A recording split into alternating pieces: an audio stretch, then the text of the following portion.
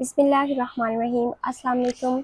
आज हम डिस्कस करेंगे एक्सेल को, एमएस एक्सेल, जो कि एमएस ऑफिस की एक एप्लीकेशन है। तो कल की तरह जो मैंने आपको जैसे वर्ड का तरीका बताया था कि किस तरह हम उसको सर्च करेंगे, इसी तरह हम एक्सेल को भी सर्च कर सकते हैं। तो ये हम एक्सेल की शीट ओपन करते हैं। आपके सामने जो इंटरफेस है ये एक्सेल का है। इसमें आपको बॉक्सेस नज़र आ रहे हैं। आपने इसको बॉक्स हरगिज़ नहीं कहना, ये बॉक्स नहीं है बल्कि इसको सेल कहते हैं। इसमें हर एक जो बॉक्स है ये सेल कहलाता है, ठीक है। इसमें ये जो पूरी शीट आपको नज़र आ रही है इसको कहते हैं स्प्रेडशीट, ठीक है। यानी जो स्प्रेडशीट होती है वो सेल से मिलकर बनती है। और सेल कैसे बनता है, आपको ये ऊपर अल्फ़ाबेट्स नज़र आ रहे हैं, ABCD, ये A to Z तक हैं। ये एक कॉलम है, ठीक है, ये आपको नज़र आ रहा है, ये कॉलम है। और अगर हम ये 1 2 3 देखें, जो काउंटिंग आपको नज़र आ रही है, तो ये क्या है, इसको हम रो कहते हैं, ठीक है। यानी कि जो एक्सेल शीट होती है वो कॉलम्स और रोज़ पर मुश्तमिल होती है, ठीक है। ये रोज़ हैं और ये कॉलम्स हैं। रोज़ और कॉलम के मिलने से जो चीज़ बनती है, ये एक बॉक्स जो बन रहा है, उसको हम क्या कहते हैं, सेल। तो ये पूरी शीट जो है वो इस सेल्स पर मुश्तमिल होती है। तो आइए स्टार्ट करते हैं। वीडियो शुरू करने से पहले अगर आप चैनल पर नए हैं तो चैनल को सब्सक्राइब कीजिए, लाइक कीजिए, शेयर कीजिए।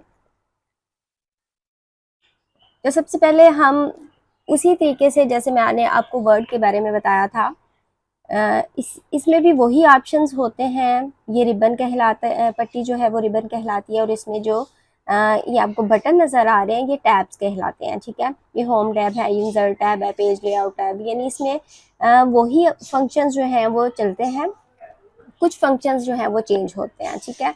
तो सबसे पहले हम मेरे ख्याल में कि वो चीज़ें डिस्कस करेंगे जो हमने वर्ड में डिस्कस नहीं की। आपको फ़ॉन्ट के बारे में और साइज़ डिक्रीज़ इंक्रीज़ करने के बारे में समझ आ चुकी होगी, ठीक है। इसके बारे में हम ज़्यादा बहस नहीं करेंगे क्योंकि इसके बारे में मैंने आपको वीडियो बना के दे चुकी हूँ। उसके बाद जो अलाइनमेंट है इसके बारे में भी आपको समझ आ गई है। इसमें एक चीज़ जो थी वो हमने नहीं की थी, ओरिएंटेशन, ठीक है। इसको आज डिस्कस करेंगे, लेकिन उसके लिए सबसे पहले हमें कुछ टाइप करना है, ठीक है। अब सबसे पहले मैं इधर नेम लिखती हूँ, जैसे कि मैं स्कूल का नेम लिखती हूँ।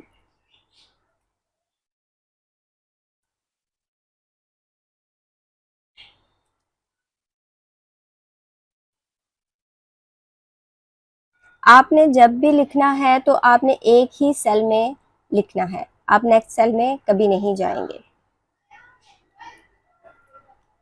अब आप देख रहे हैं कि ये जो सेल है, यानी जो राइटिंग है वो एक सेल से दूसरे सेल में जा रही है, लेकिन चूंकि अगर हम इधर क्लिक करें तो आप ये जो राइटिंग हुई है वो सिर्फ एक ही सेल में हुई है।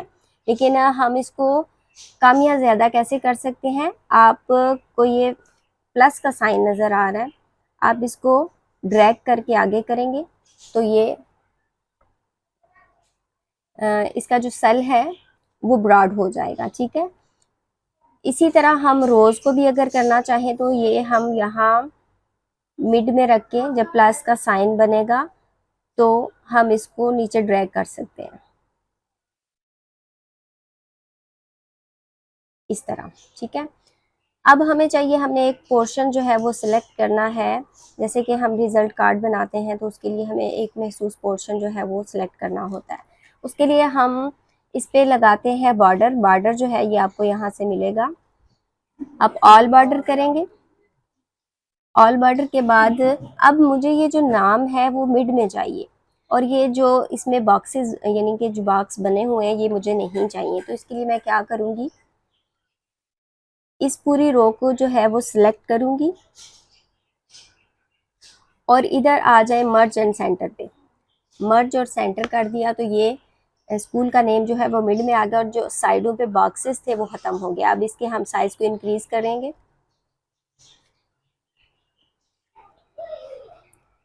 फ़ॉन्ट जो है वो हम चेंज कर सकते हैं। उसके बाद अगर हम कलर देना चाहें इसके बैकग्राउंड को तो वो हम यहाँ से देंगे, ठीक है।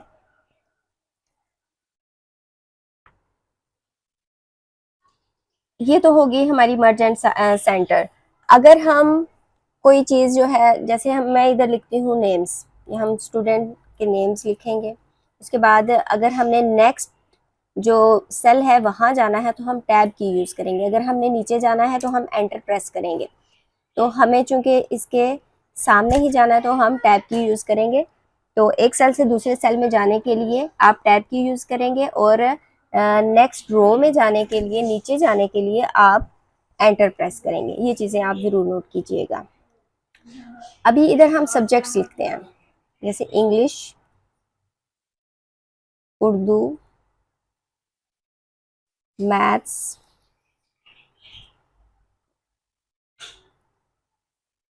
एसएसटी, आईएसटी,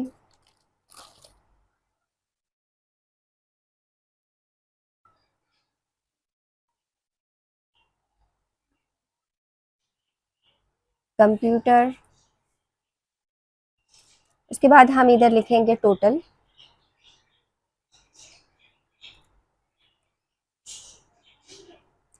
अब हम इसमें हर जो सब्जेक्ट है उसके साथ मार्क्स लिखते हैं, ठीक है।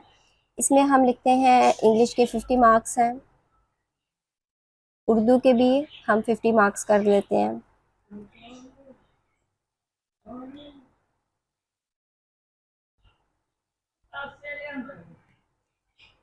इसी तरह मैथ्स के भी हम 50 मार्क्स करेंगे।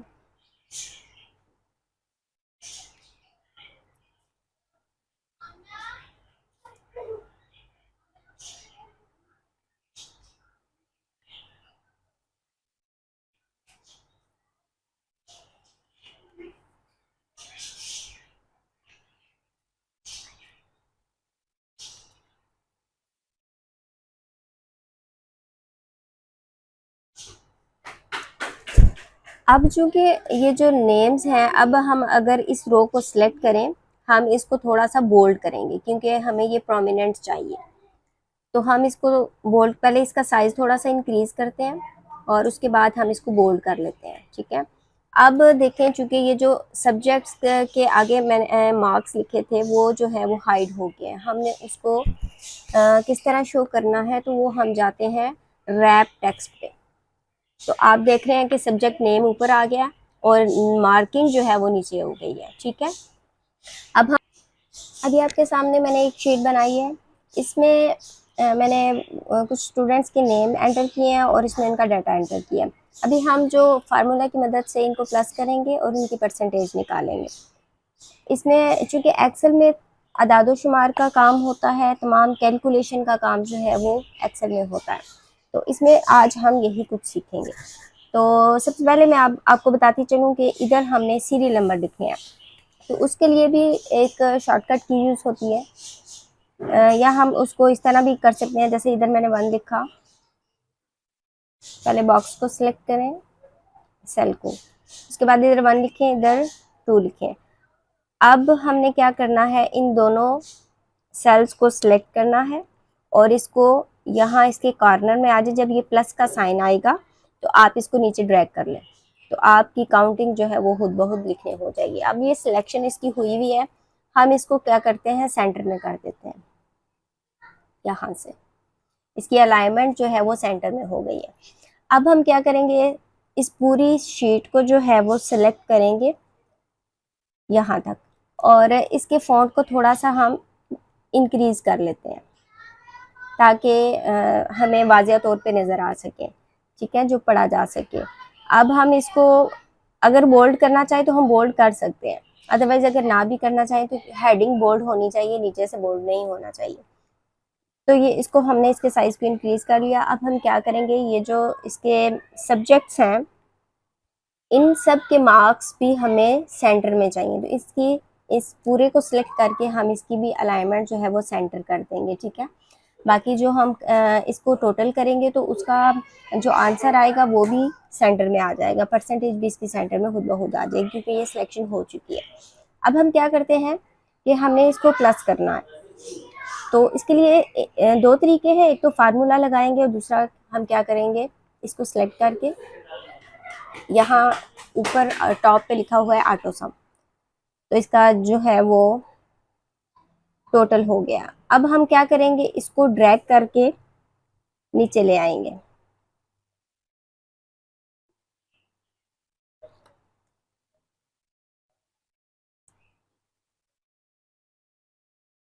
इसको यहाँ से कॉर्नर से हम ड्रैग करेंगे, जब ये प्लस का साइन आएगा तो आपने इसको नीचे ड्रैग करना है, तो ये खुद बहुत सारे टोटल हो जाएंगे। ठीक है, एक तरीका तो ये हो गया।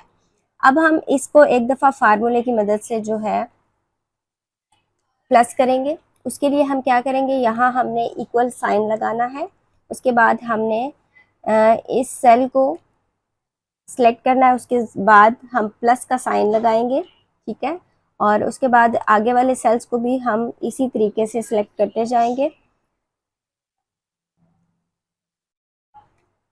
और प्लस का साइन लगाते जाएंगे।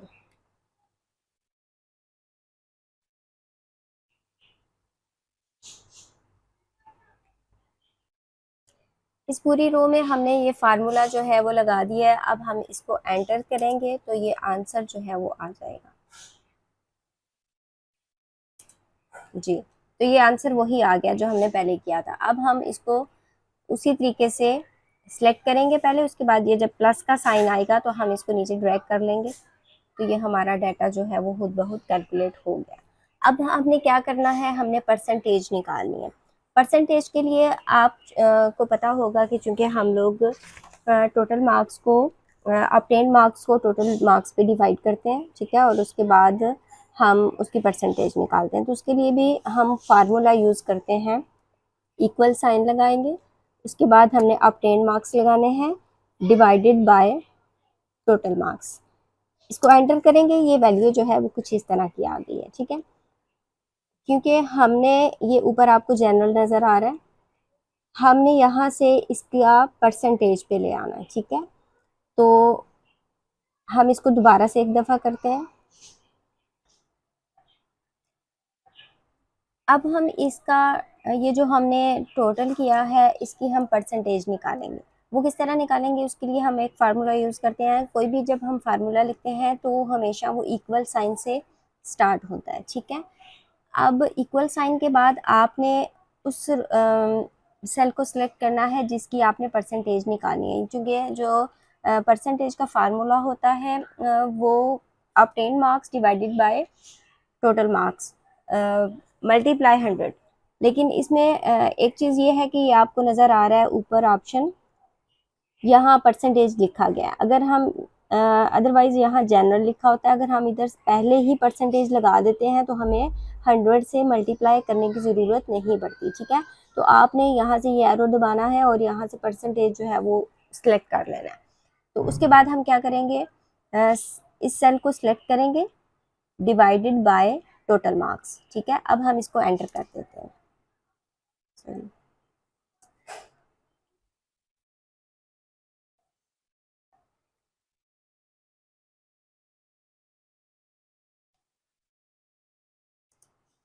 तो ये हमारी परसेंटेज निकल आई। अब देखें कि हमें चूंकि सिर्फ 2 डिजिट्स चाहिए, अब जो पॉइंट के बाद डिजिट्स हैं वो हमें नहीं चाहिए, तो हम क्या करेंगे, हम इसको इधर राइट क्लिक करेंगे और इसकी ये फॉर्मेट सेल पे आ जाए। ये फॉर्मेट सेल का ऑप्शन है।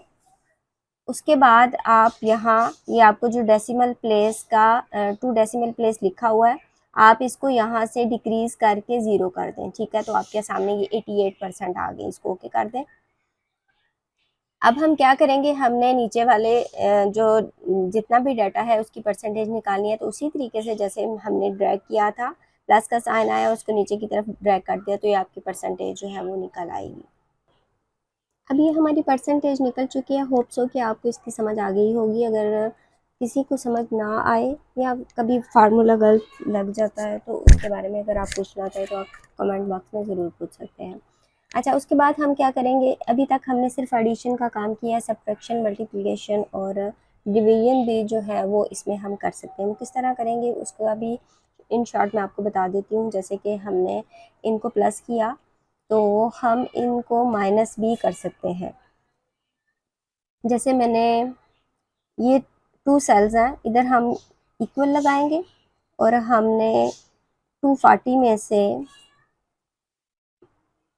माइनस का साइन लगाया और 211 को हमने माइनस करना है, तो हम इसको एंटर करेंगे, इसका आंसर आ जाएगा ये। ठीक है, दोबारा से करते हैं इसको।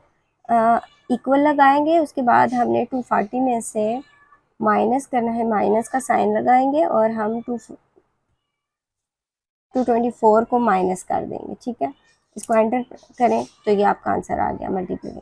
अब हमने इसको मल्टीप्लाई करना है, हम इन दोनों को मल्टीप्लाई कर लेते हैं।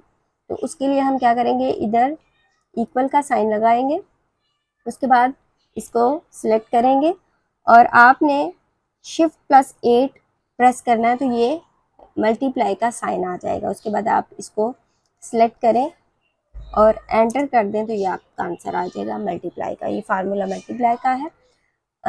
अब हम डिवीजन करते हैं, तो हम चूंकि इसको डिवाइड के देख लेते हैं। यहाँ करते हैं, इक्वल का साइन लगाया, इस सेल को सिलेक्ट किया, डिवाइड बाय 16 कर लेते हैं, तो इसका आंसर ये आ गया। ठीक है, ये फार्मूलाज हैं जिसमें आप मल्टीप्लाई भी कर सकते हैं, डिवीजन भी कर सकते हैं और माइनस भी कर सकते हैं। ठीक है, इसके अलावा आपको बताती चलूँ कि अगर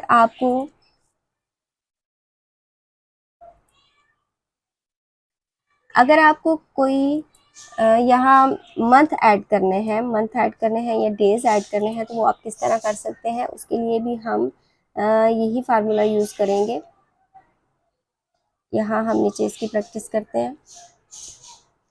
यहाँ मैंने लिखा संडे के अगर मैं स्पेलिंग फुल लिखूंगी तो फुल स्पेलिंग आ जाएंगे, अगर मैं शॉर्ट लिखूंगी SUN लिखूंगी तो वो भी जो है वो आ जाएंगे। हम जैसे ही इधर हमने ये प्लस का साइन आया, हम इसको राइट साइड पे ड्रैग करेंगे, तो ये देखें आपके पास ये डेज जो है वो निकल आए हैं। इसी तरीके से हम इसको यहाँ मंथ्स लिखते हैं, जनवरी। अब हम इसको ड्रैग करेंगे, राइट साइड पे ड्रैग करें, तो ये आपके पास मंथ्स आ गए। ठीक है,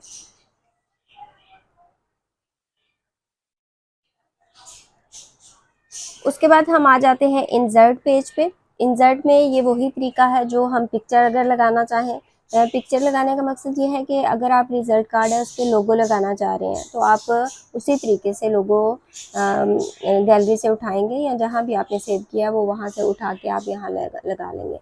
या मैथ्स का आप पेपर बना रहे हैं और आपको शेप्स चाहिए, तो आप इनमें से कोई भी शेप जो है वो आप जो आपके यूज़ की है वो लगा सकते हैं। ये इक्वेशन शेप्स हैं, plus minus multiply division, equal का साइन है, ये भी आप उसमें लगा सकते हैं जहाँ भी आप लगाना चाहें। तो यहाँ से आप शेप्स लगाएंगे। स्मार्ट आर्ट का भी वही काम है जो आपने वर्ड में सीखा है, इसको भी आप उसी तरीके से लगा सकते हैं। आगे स्क्रीनशॉट है। उसके बाद कॉलम्स हैं, लाइंस, ये चीज़ें भी मैं आपको समझा चुकी हूँ वर्ड में। उसी तरीके से लगेगी जिस तरह आप मैथ का कोई पेपर बना रहे हैं, उसमें आपको कॉलम्स बनाने हैं, तो आप यहाँ से कॉलम जो है वो कोई भी, या अपने डाटा को शो करना चाह रहे हैं ग्राफ्स की सूरत में, तो वो आप यहाँ से लगाएंगे। ठीक है, अगर उसी डाटा को आप लाइन की में शो करना चाह रहे हैं, तो वो आपका लाइन की मदद से हो जाएगा। हम जो हमने ये रिजल्ट कार्ड बनाया, हम इसको एक दफ़ा लाइन ग्राफ में करके देख लेते हैं या बार ग्राफ में करके देख लेते हैं। ठीक है, इसको सिलेक्ट करते हैं हम।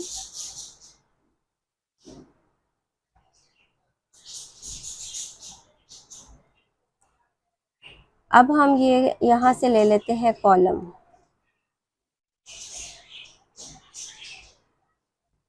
अब ये देखें,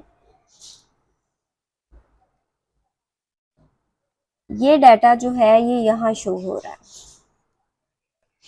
चूंकि ये 50 से मार्क्स सबके कम है, चूंकि इधर जो है वो कहाँ ज़्यादा है, हमने 50 से मार्क्स कम रखे हुए हैं, तो आपको नज़र आ रहा है ये किस तरह डाटा शो हो रहा है। ठीक है, हम इसी डाटा को उसमें पाई चार्ट में करके देखते हैं।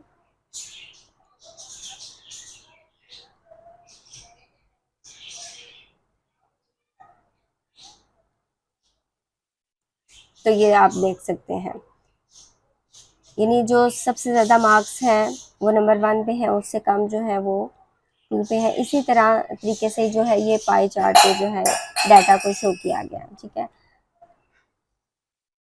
उसके बाद हम आते हैं टेक्स्ट बॉक्स पे। अगर आपको टेक्स्ट बॉक्स ऐड करना है तो वो आप यहाँ से कर सकते हैं, ठीक है। इसका तरीका भी मैंने आपको वर्ड के लेक्चर में बता दिया है, ठीक है। हेडर फुटर लगाने का भी वही तरीका है जो मैंने आपको वर्ड में बताया। अब हम आ जाते हैं पेज लेआउट पे। पेज लेआउट में जो है सबसे पहले जो आपको मार्जिन नज़र आ रहा है, मार्जिन लाइन जैसे हम नोटबुक पे लगाते हैं, मार्जिन लाइन लगी भी होती है और कुछ हम लगा देते हैं। तो इसमें ये एक नॉर्मल होता है, एक वाइड है और एक नैरो है। कोशिश करें कि आप नैरो वाला चूज़ करें, ठीक है। इसका मतलब क्या है कि हम इसको करते हैं कंट्रोल P, इसका प्रिंट साइज़ देखते हैं कि हमारा जो डाटा है वो किस तरह शो हो रहा है, यानी हमारी शीट इधर तक आ रही है। तो वो आपकी ये जो अलाइनमेंट है इसकी, ये मार्जिन एरिया, ये यहाँ से ये देखें कितना गैप है, यहाँ से तो शीट ही बची हुई है ना, इसलिए। तो इस साइड से देखें आपको जो नज़र आ रही है लाइन, यानी इतना ये गैप आएगा। अगर हम इसको कर देते हैं नॉर्मल में, वो आप चेक करें कि किस तरीके से आएगा। कंट्रोल P करते हैं, अब देखें थोड़ा सा उससे वाइड हो गया। अगर हम इसको वाइड में कर लेंगे तो वो ज़्यादा हो जाएगा, ठीक है। आप यहाँ से भी इसको चेंज कर सकते हैं। ये देखें अब वाइड में कर देती हूँ मैं, तो ये ज़्यादा हो गया, ठीक है। बाजू का तो इस तरह होता है कि शीट बहुत लंबी हो जाती है और हमें मार्जिन लाइन जो है वो कम लगानी पड़ती है, तो उसके लिए हम सिर्फ नैरो लाइन ही यूज़ करेंगे, ठीक है। तो हम नैरो पे कर देते हैं, तो आपका डाटा जो है वो शो हो जाएगा। नेक्स्ट वन हम ओरिएंटेशन पे आ जाते हैं कि आपने शीट किस तरह की बनाई है। एक होता है पोर्ट्रेट और दूसरा होता है लैंडस्केप। हमारी जो ये ग्रैंड शीट बनी है ये लैंडस्केप पे बनी है, ठीक है। हम अगर इसको पोर्ट्रेट करेंगे तो आप देखेंगे कि ये डाटा किस तरह शो होगा। कंट्रोल P करते हैं, ये पोर्ट्रेट फॉर्म है। अगर हम इसको करते हैं लैंडस्केप में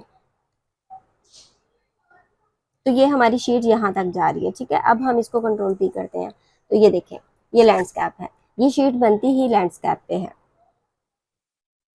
उसके बाद आ जाए साइज पे। आपने जो पेज का साइज है वो क्या लेना है। सबसे पहले जब आप बनाते हैं तो ये चीज़ें सबसे पहले आपने सेलेक्ट करनी है, क्योंकि मैं आपको बाद में बता रही हूँ, लेकिन आपने ये चीज़ें सबसे पहले सेलेक्ट करनी है, ठीक है। आपने सबसे पहले जो है A4 पेज जो है वो सिलेक्ट करना है, चूँकि हमारे पास जो कंप्यूटर में यूज़ होता है या कंप्यूटर पेजेस होते हैं जो हम प्रिंटर में यूज़ करते हैं, तो वो सबसे ज़्यादा A4 यूज़ होता है। अदरवाइज़ आप लीगल जो है वो भी यूज़ कर सकते हैं।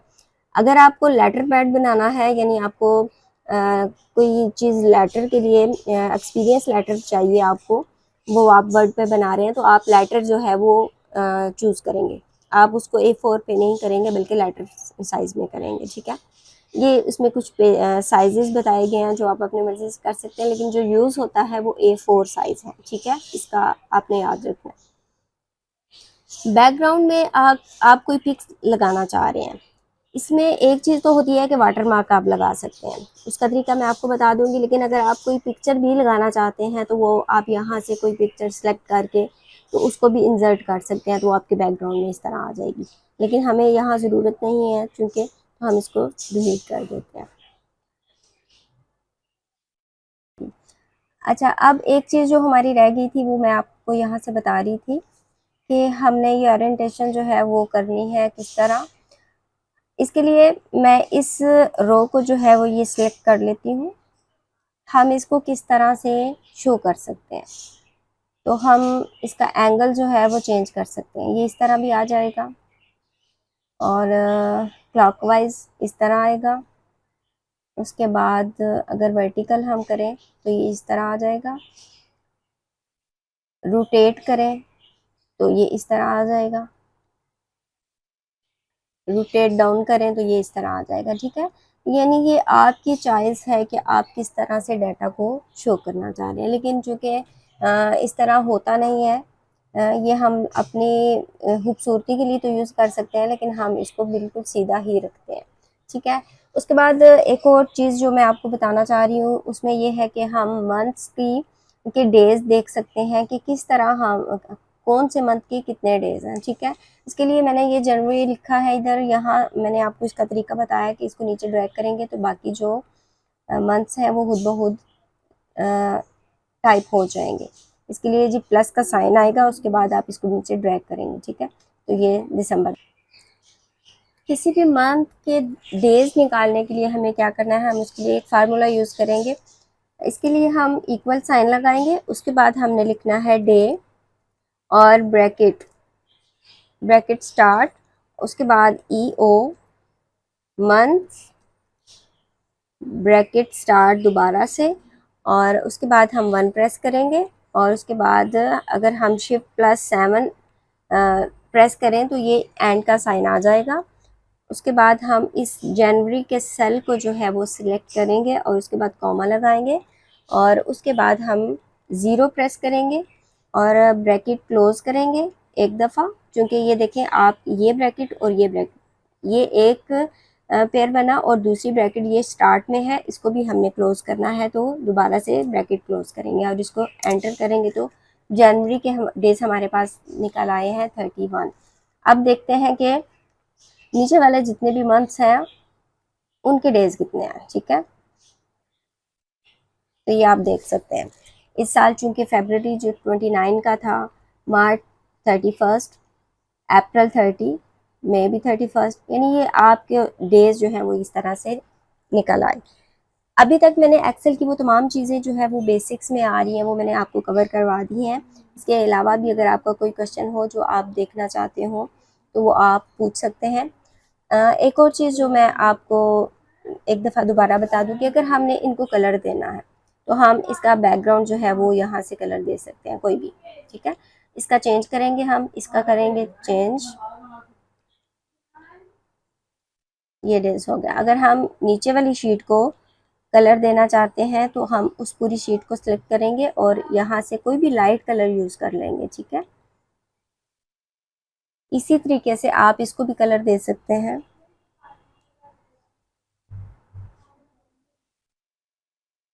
हेडिंग हमेशा थोड़ी सी डार्क होती है, लेकिन उसका जो नीचे वाला पोर्शन होता है वो हमेशा आप लाइट कलर यूज़ करेंगे। अगर आप करना चाहें तो इसमें हर रो को डिफरेंट कलर भी दे सकते हैं,